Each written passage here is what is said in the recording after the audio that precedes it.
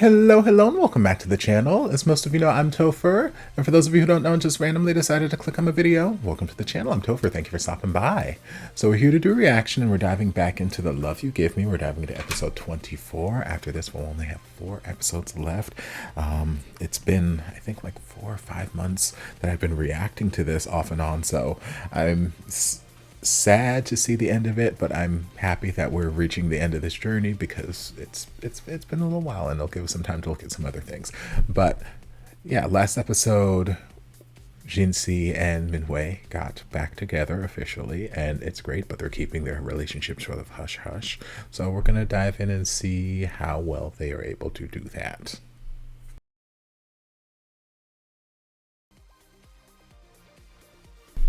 Okay. So, like I said at the top, we're kind of working our way towards the last, we're in the final act of the series, working our way to the last little bit, seeing where these story arcs are going to end. So, Dr. Zhao is still having some difficulty because she's being difficult.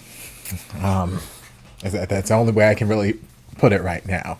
Like we're far past the playing hard to get thing. Like if she genuinely had no, like if they showed us that she genuinely had no vested interest in this man, she wanted nothing to do with him, I would be like, okay, fine, Dr. Zhao, give it up. And I'm almost at the point where I'm like, Dr. Zhao, just give it up, because you can only be told I don't want you so many times before you have to finally listen.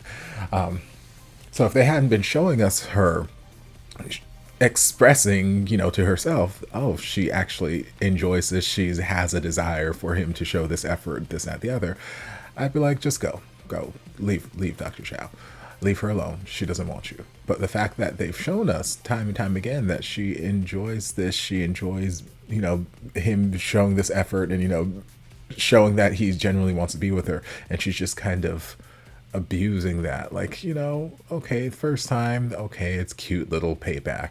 Second time, it's like, okay, but it's like at this point, it's like, girl, just. And then the whole, now I'm blocking you. I'm like, my God, just fine. You block him, don't unblock him again. Just leave him blocked. Obviously, I know that they're going to end up together at the end of the series because, again, I've seen the opening credits. They are a couple together. They wouldn't. It's not the kind of series where they're going to have these ships not end up together by the end. So, like, obviously, I know they're going to end up together. So since I know that, I'm like, girl, please stop playing these fucking games. Just give him a chance already, or let him go. Like, just, my God. So hopefully in the next episode, she will start to do that. Then we saw where Minhui is selling her house because she's trying to make up some more of the money for her share of the MBO acquisition. And we spent a lot of time dealing with that. We finally found someone to buy the house, one of Dr. Zhao's friends, and it's like, okay, great. He can pay same day or pay in full price. Like, fantastic, great. So that's another part of the puzzle that's being put into place. But in addition to that, they've had, obviously, Jinsi and Blue Jay are on board, being venture capitalists, and then we've got a couple other companies that they've met with that are like, yep, we would love to invest, we'd love to invest. So, slowly but surely they're putting together this nice little sum of money that they can go ahead and make this bid. But we've got Guan Chao out here trying to, usurp them, take that away from them. And of course, he used his director Lin, or she's not the director anymore, but used her to go and, try and find some information. If we can find out how much they're bidding, then we can outbid them. And at that point, what was it, Yaifeng, the other director guy at Be Agile, who I don't like, the pervert, the creep, the fine ass one, but the creep nonetheless. I don't know why all these fine ass men gotta be assholes. But he had already found out that Minhui, Ms. Cao, and the other executive were planning on doing this MBO buyout without him, and he was feeling some type of way. So Guangzhou, being who they are, they're trying to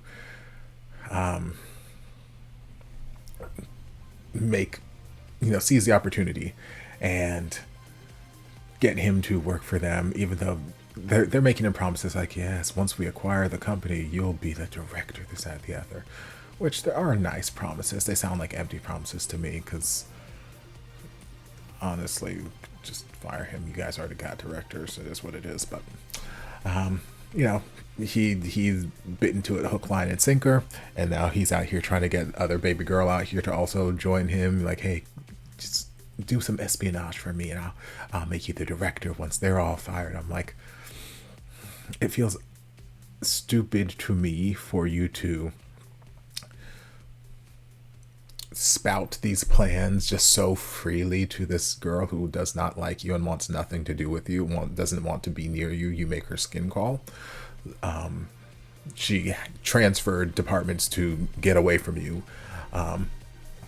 So it feels odd to me that you would just like, oh yes, here's my big master plan. Here's my 7-page PowerPoint master plan of what I plan to do and how I'm going to ruin Minhui's plan, and they're all going to be fired and this, that, the other. I was like, girl, you could just say less. Say less. That is the problem with some villains in a lot of movies and series. They say too much before the finale. They say too much before things are actually done, and then that gives the good guys a chance to come in and, change the tide of the battle and win. So like, if you've got a plan to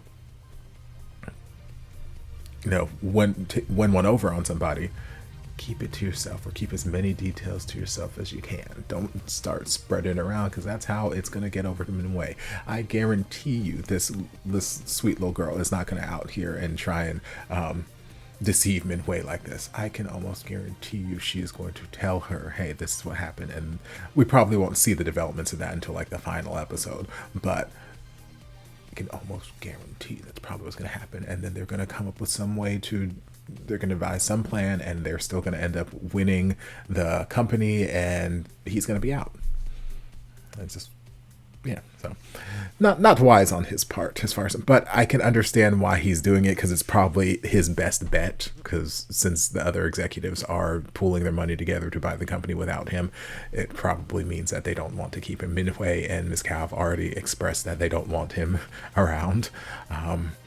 So for him, he's probably thinking, well, if they win, then I'm going to be out of a job. So this company already offered me a job if I help them win. So it's pretty much my best bet. So I understand why he's doing it, but like, just be a little bit more smart about it, friend. What else? We got to see more of this President Kai, who is very, very handsome, and I enjoy having him on my screen. Obviously, there's no actual romantic interest storyline happening with him and Minhui anymore. But, Jinxi being jealous, Jinxi is always entertaining. So we'll see what other shenanigans and hijinks take place because of that. Then we had Miss Cao and Yejun, where, he misunderstood her. He thought she was dropping hints because in the past, she has said or done things and gotten upset that he is not taking the initiative, or he's not, reading her mind. So he's like, oh, was that a hint? Does she want me to propose? Okay, I guess I can propose. Let me take every bit of money I have and go buy this ring and get our names engraved. Which I'm like, oh, baby boy. Like, I don't want to be pessimistic or anything like that, but I'm like, even if I were madly in love with this person, I felt that we were going to be together forever, and I was buying this diamond ring to propose with, I'm not getting names engraved on this. I don't know what the jewelry stores policies are on returns. Because I imagine there are a lot of engagement rings that are kind of custom made, so they may not be able to do very much with a custom made this, that, or the other. Yeah, I'm not sure what the return policies are, but I'm almost certain that if you have both your names engraved on the ring, they're not going to be able to sell that. Because what are the chances that they're going to find another couple with those names exactly that want to, purchase this exact ring? if it were just a very nice ring that didn't have the names on it, it's a lot likely that you'll find some people who have similar interests and be like, oh, that's a fantastic ring, I want that. But now that you've got these names engraved on it, the company's not taking it back. So now you're just out all this money and you've got this damn ring that you can't do anything with because she's expressed that she doesn't want to get married. So I'm like, maybe propose, get her to say yes, and then afterwards you guys can get like the names engraved. But anyway, he thought she wanted him to propose, so he proposed, or he was going to propose, and she's been nervous the whole damn time, and she's like, let's break up, because I don't want to get married, and if I knew that you wanted to get married, I would have told you that before. I'm like, well, why don't we just go there? Instead of going to the let's break up, why don't we go to the place where, okay, he said he wanted to get married, now just tell him that you don't want to get married. Let's go there instead of just jumping straight to breaking up. But, you know, he talked her down. It's like, look, I didn't want to get married. I just thought you did because you said this, but it's okay. It's like, okay, yeah, we can just be together and it's fine. That's great. I'm fine with that.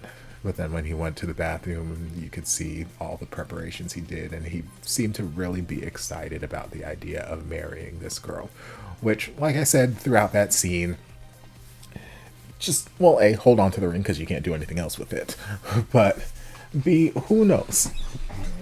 Just things could change in time. She might change her mind.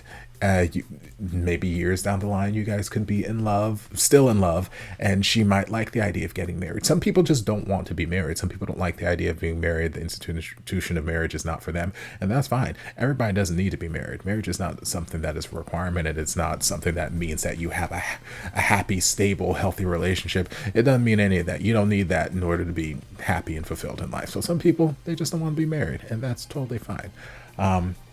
But some people do, and some people are kind of indifferent to it, and their minds might change depending on who they're with, this, that, the other, or they might just do it because they love the person they're with and the person they're with wants to. Like, there's lots of reasons why people may or may not get married. But what I'm saying is, who knows? In the future, maybe she'll change her mind. Because my mom, after having been divorced, you know, before, and been with, you know, had all kinds of various kinds of relationships, when my stepdad came along, well, he'd been in the picture for a while at that point, but he, you know, he proposed for years, and she kept saying, nope, don't want to get married again, don't want to get married again, don't want to get married again. And then eventually she gave in and got married. So, you know, who knows? It could happen. Maybe, but if it doesn't, okay. But yeah, as long as you guys are happy together, that should be the important thing. But we'll have to wait and see where things go with that. And yeah, now we've only got 4 episodes left. We are almost there. So I'm going to stop talking so I can go grab some dinner, and maybe I'll watch another episode tonight. Maybe. We'll see. But I hope you guys enjoyed this reaction. If you did, don't forget to like, comment, subscribe, share, turn on notifications to be notified when all my shenanigans get posted. If there's anything else you'd like me to react to, be sure to leave it down in the comments. I'll get to it as soon as I possibly can. If you'd like to support the channel in other ways, more than welcome to join us over on Patreon. You don't have to, but you're more than welcome to if you want to.